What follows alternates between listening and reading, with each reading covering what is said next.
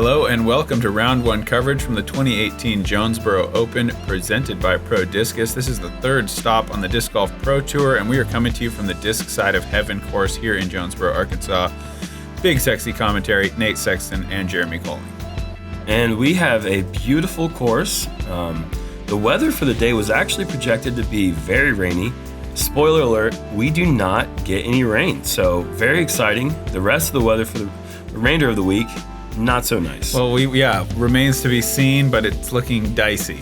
Hole 1, par 3, 450, huge crush out of the gate. That's the ladies' basket that you see there, shorter. We are playing to this longer one. It's up a little, maybe a little uphill, if anything. And it's a crush right out of the gates. Yeah, starting off like this. First off, personally speaking, I love valley shots like this. And to start off, of course, it's fairly wide open with a lot of rolling hills. I mean, this hole really signifies what we're going to be dealing with for the rest of the course. Yeah. Be good. Let's go. Oh, come on, flex back. AJ had a full S turn there, and That's excellent a crush. shot. Yeah, that's a pin high, 25 feet away. Great way to start your round. Really Next great. me. He announced AJ's name and no one else, so I decided to give myself an intro. Gotta pump yourself up, I guess. Definitely. Going destroyer here, I assume. Yeah, Star Destroyer. Kinda wants to flip. That's nice. It's trying. But it's inside the circle. That's a great shot. Yeah, I'm happy with that.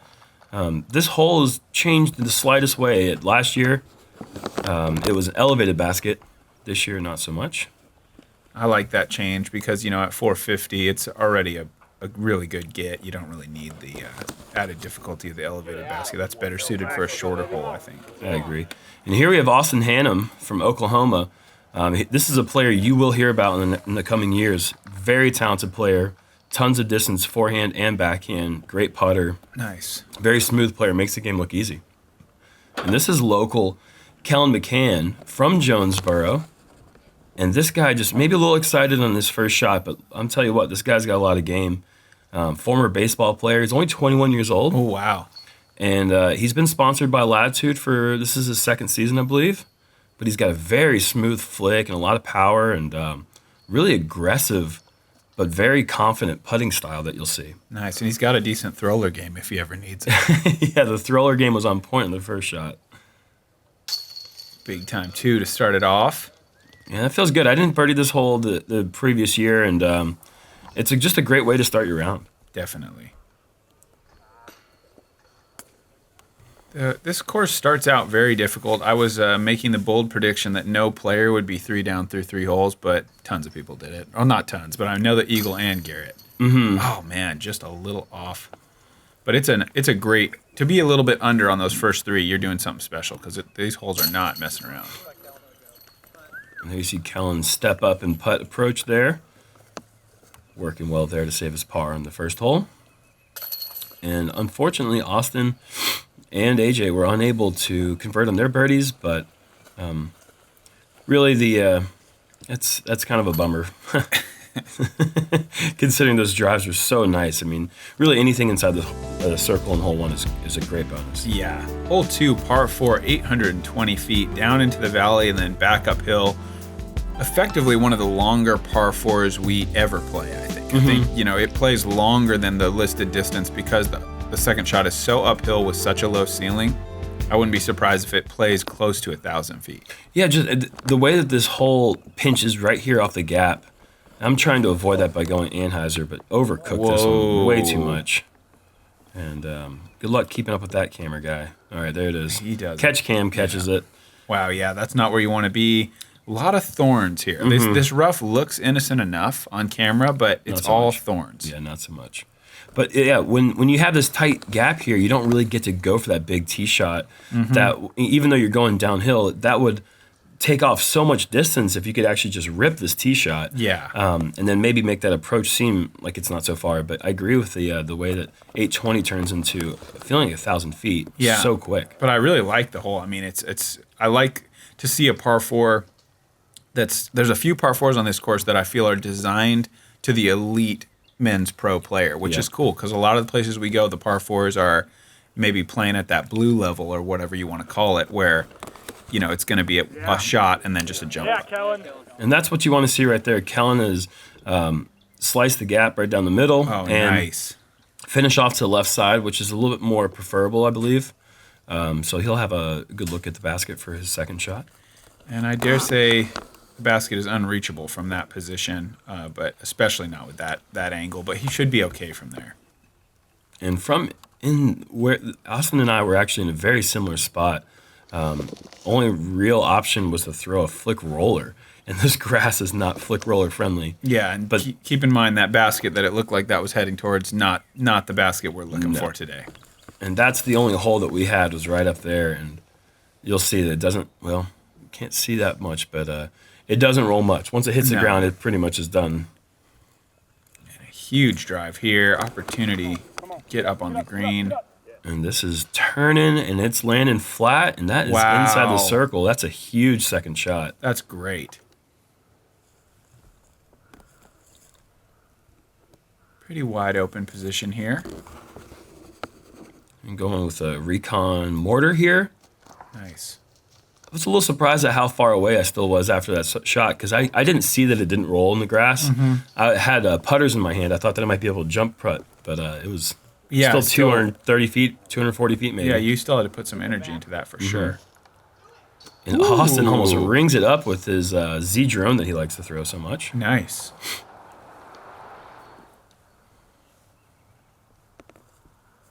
And here's AJ trying to get in close for a par putt. Looks like he's done that really well. And there's 3 shots to save par there. Par's a great score on this hole. But birdie, oh man, birdie is a really, really good score. I doubt there were too many birdies on the hole. No, not too many. 10% of the field birdied it. That's saying something with the best players on the planet. To go only 10% on a day with 0 wind and nice temperature. Right.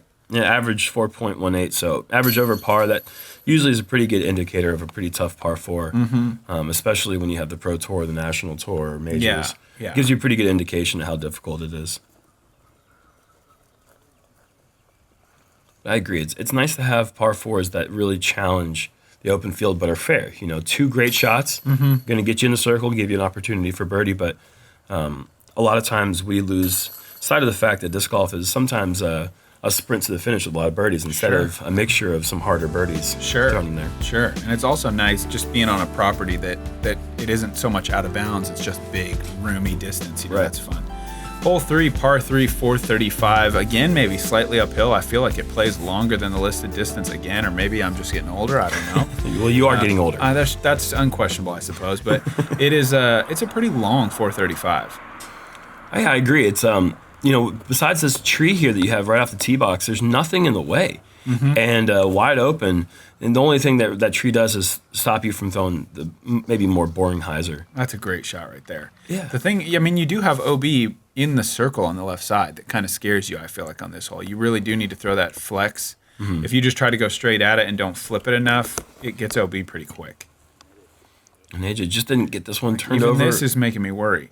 Oh, good. It's not high enough to take a big skip. Soft check, yeah. And this ground, typically, you're not going to see too many big skips. They did a tremendous job days before the event mowing the grass and making sure it was manicured in the right spots. But even in the shortest grass areas, you're not going to see too many big skips. Yeah.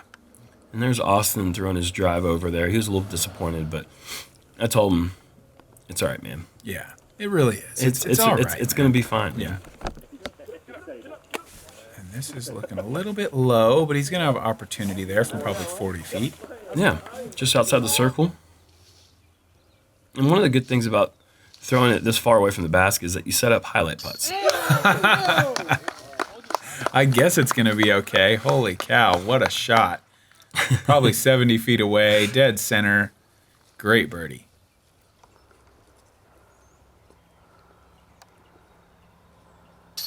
And yeah. Kellan from outside the circle. Making long putts is significantly more fun when you have someone filming. Because you just know, like, oh, okay, I'm going to get to go back and watch that SloMez. This is going to be great. And AJ just off.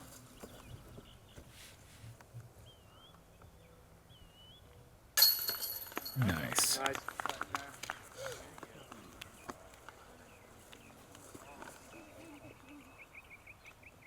Look at AJ. He's putting so much style on the tap outs. He's tap out king, I feel like. Right now, there's left-handed, upside-down turbo right into a disc spin on the way out. undisputed champion right now of tap outs. Incredible. Par 4, hole 4, 630 feet straight away, low ceiling. You got 2 areas of out of bounds rough on the left and the right, and then the green is surrounded by out of bounds. So you just need a nice low drive. Rollers available, low backhand is available. Let's see a roller. And going with a star wraith here, just to start going left, but avoid that OB down there, up to the right side, and that's long enough to miss all the out of bounds. Yeah, that's pretty ideal. I was very happy with the result of that one. Yeah, try it again today in the snow. Yeah, maybe not. They actually pushed this basket back quite a bit. That needs to stay down, and it just avoids that cross branch. And now it needs to slow down to not go OB long, and it has done so. But that's pretty pinched. He might have kind of a backdoor window, but it'd be over OB the entire way, so a bit of a risky play. Yeah, it'll be pretty wide open hyzer, but it is pinched off to the left side. Ooh, a little bit of tick from the branch, but it's okay. Right in the middle. And Kellan's giving some credit to the branches that he hit, which is fair because they did help. Credit where credit's due. That's right. That's a great shot. And that's ideal right there. Just mid-height, just never being really any danger of hitting the ground low or hitting a branch up high. So it went a little more left than I expected, but I think he still should be okay. And I really like the change they made on this hole this year. They actually brought the basket back as a nice shot there from Kellan. Good approach on a downslope green. This basket is probably brought back about 60 to 65 feet and off to the left. Really? And there was no OB around the green last year, so it was a pretty wide open approach and no worries. And this year, there's a little bit more to think about. Oh yeah, and it's already not really that long, so this is a nice par 4. I think that's. I didn't play it last year, so I can't speak from experience. But from what I hear from you, this is it's a little bit more challenging. It still only averages 3.54. It's the third easiest hole in the course, so it's not that difficult, but it just has a little bit more challenge to it than last year at least. Yeah. And there's that AVR X3 that never likes to go long of the basket. Unfortunately, sometimes keeps me a little bit too short. Well, not too short technically, because you still were able to convert, but that's a little more distance on it than you might have liked. That's fair. There's that cough that you can probably hear in my voice right now. Yeah, you've been a little under the weather if I'm reading Facebook right. You are reading Facebook right. And we are inching closer to a star frame here. AJ kind of spoiled the party last hole, so let's see if he can. Oh, there it is. Well done.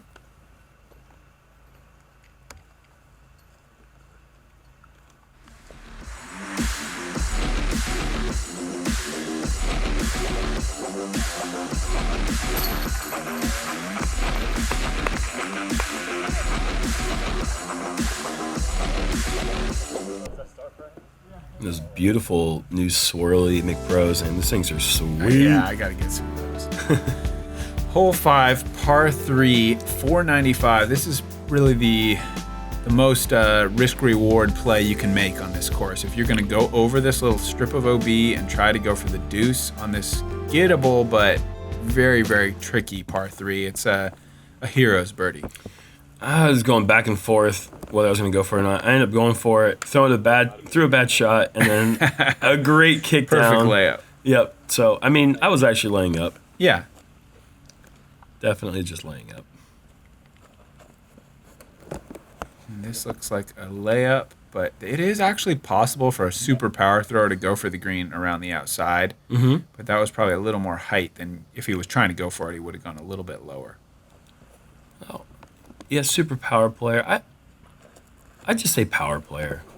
All right. I'd say power player. I think super power player implies top 2% of the pro field. Okay, yeah, it's probably top 15%. Yeah, that's his power player. And Kellan's off a little bit further than he'd like to be in the left, but I think he stayed out of the woods enough that he should be able to throw a pretty clean approach shot.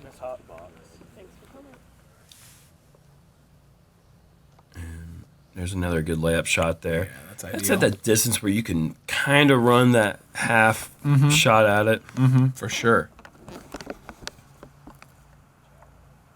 Nice.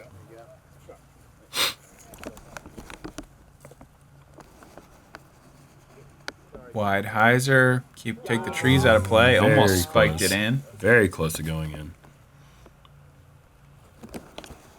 And surprisingly enough, I thought this would be the hardest hole to scoring average, but there's so many threes. It's not that hard to get the three. It's just getting the four is, getting the two is so difficult. And you really aren't going to do a lot worse than 4 either, because you go to a drop zone that's a pretty simple shot. Easy par.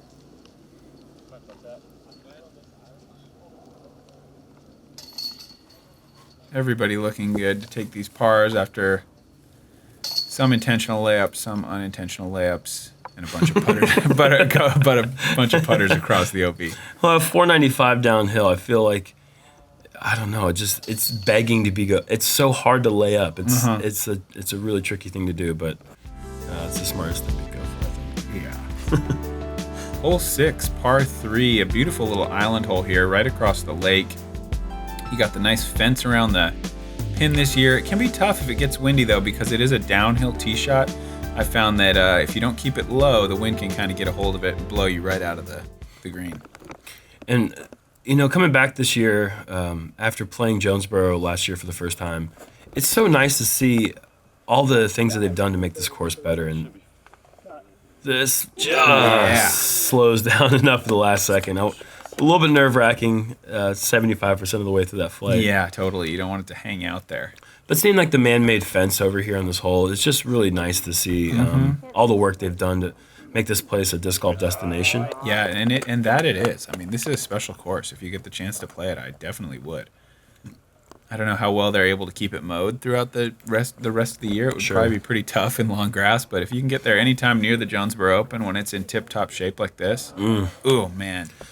And Kellan Stays showing outside.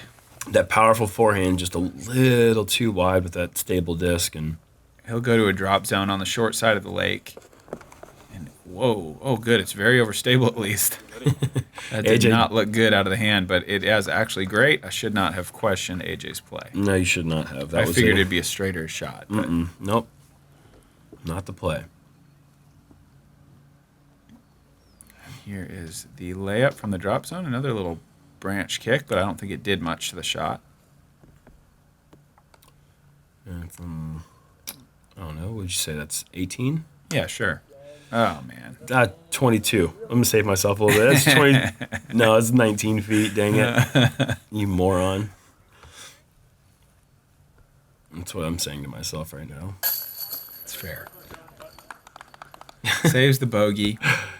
And dejected germ back there. Yeah, a little dejected, I'd say. It just doesn't make sense. AJ in for the birdie.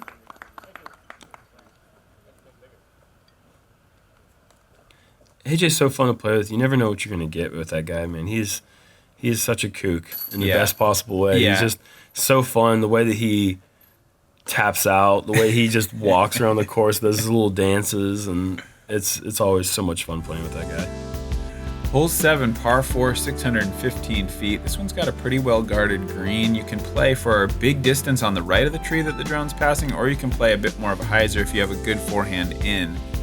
The problem is if you get very right off the tee, then you're kind of dealing with a literal fence and a fence of trees that kind of make it tough to get in there to a good open putt. Yeah, and really it's interesting trying to get big distance here because you have this hill here that you have to clear, and to get the most distance, you have to just barely get over the top of that. Otherwise, your disc is going to be stalling about 3/4 of the way and then just kind of dropping. So that hill this is a really effectively placed tee shot. Yeah, I've been feeling like distance is definitely a secondary concern. I just need to be left so that I can open up a forehand line to the basket, but. Players that are not as willing to throw the forehand, I think, would probably rather just go really far. And this is kind of a slight combination of both of those. Throwing Easy straight at to that get out of the tree. tree. Is it doing it? Yeah, loving that. Off the left side of the tree. That's an ideal placement for anyone with a forehand approach.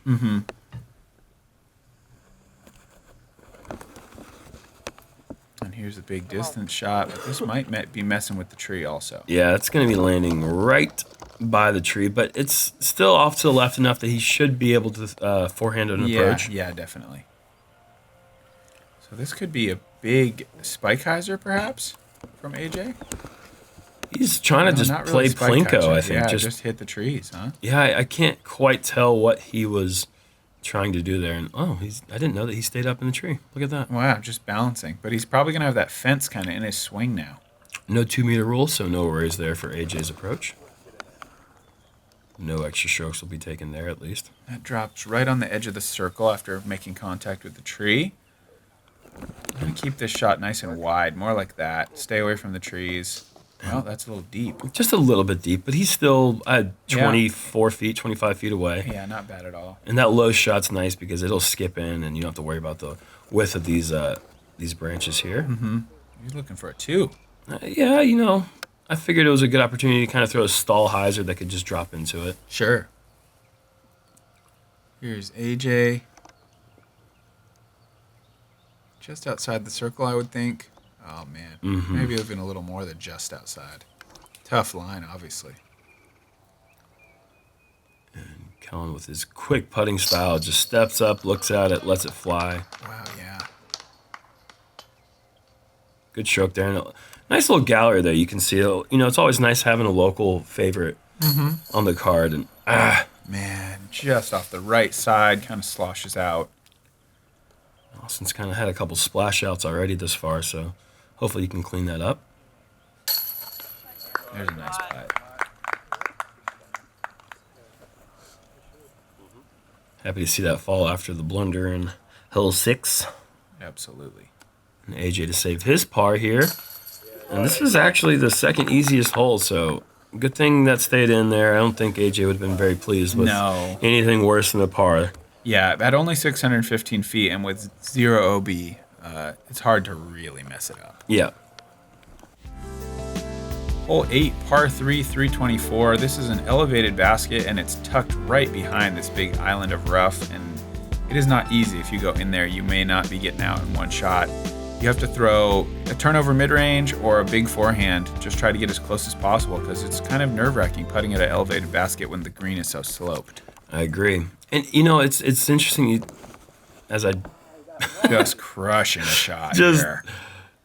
How can I put it as far away as possible on an easy sidearm hyzer hole? That's how we'll do it. Just throw it 365 on a low laser. We'll just throw it to 65 feet real quick. But, looking at this grouping here on the right side, right before the basket, it looks pretty pedestrian. It doesn't look that intimidating. You get in there, and like you said, you don't know if you can get out in one shot. Yeah. Like, even looking at it here, it looks pretty open. Yeah, the foliage is not really fully in yet, and it sort of looks, that rough would be easy, but there's so many little thorny vines dangling in there that the camera can't really pick up from this kind of distance. Right. But you go in there, and you're worried about ripping your jacket every time. Nice shot. Austin going with a really high and hyzer. Just really interesting approach to that type of shot there. Yeah, we'll get to see it here. Moving it out to the left, staying away from the trees, but then spiking down. And that takes a lot of power. Definitely. To be able to throw it that high and just have it get there no problem and kind of on a stall angle the entire way and still advance 325 feet, that's really impressive. Yeah, that's nice. And here is the mid-range turnover we talked about. Perfectly done. That is such a good shot, and really would have liked to have seen the Jomez coverage of the reaction after he threw that shot. Was he super happy? Yeah. Are you super happy about this? Yeah, I'm happy. Wow, what a shot. I'm happy. That is a sick make. Man, that is just scary. Scary to even run it, really, but amazing putt. Look at that. And Kevin Jones in the background. Hyped. That's awesome. What a putt. I had the blood flowing.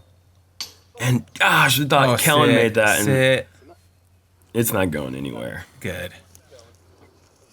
This green is scary for that, though. It's sloped enough. You could see it getting down into circle 2 easily. In Santa Cruz, I would have rolled another 200 feet. Yeah. But we're not in Santa Cruz. Yep, not just yet. No, not quite yet.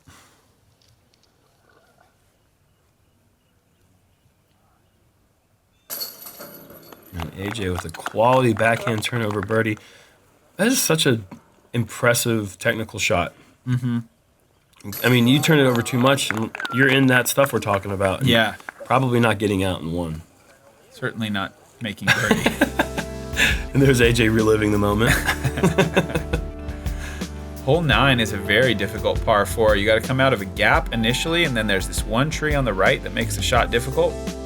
Ideally, you'd want to go hyzer, backhand with the right hand on the second shot, but that low branch and the sloped green make it really difficult to be just like parked. I feel like this hole produces a lot of death putts. Correct.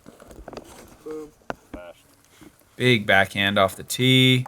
You're liking this. It might be drifting a little bit left of what would be ideal. If it were another 30 feet left, there's actually holes on the back side of the tree. Yeah. But that's kind of in the no man's land between the ideal landing zone and the kind of bailout left landing zone. Oh, Austin's super high, but flippy enough to handle it. Pretty good. Yeah, and he's not quite as far left as I am, but still that tree is going to come and play on the second shot.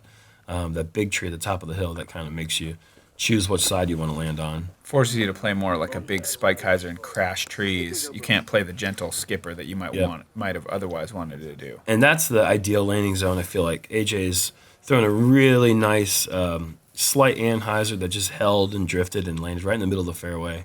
He should have a pretty open backhand approach.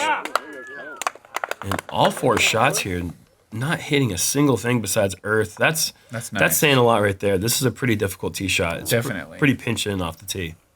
Oh, interesting. Whoa. And going over the top with a tomahawk. That's a little different skill set. Not a lot of people can have that option. Yeah, that takes a lot of power. Tomahawk just seems a little bit more awkward than a thumber. It also fades away as opposed to the basket. I don't know if he throws many thumbers, but that might have been the situation. Another forehand.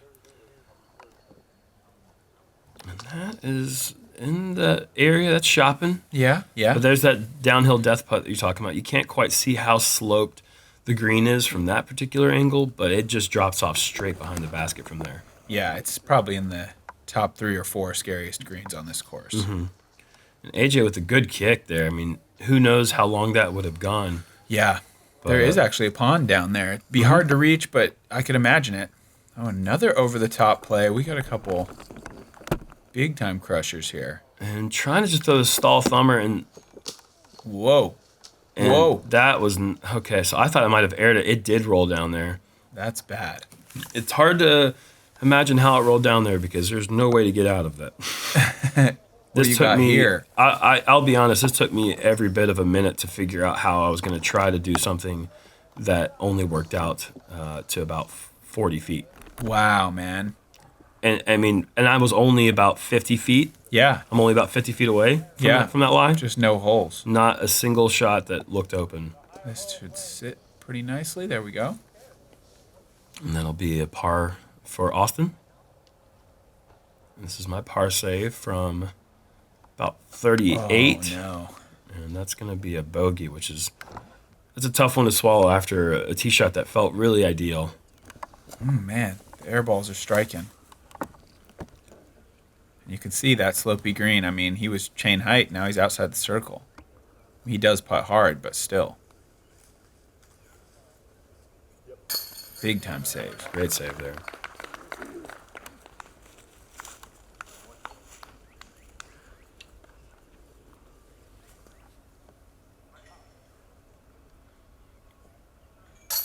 And a great way to finish the front 9 for AJ. Yeah.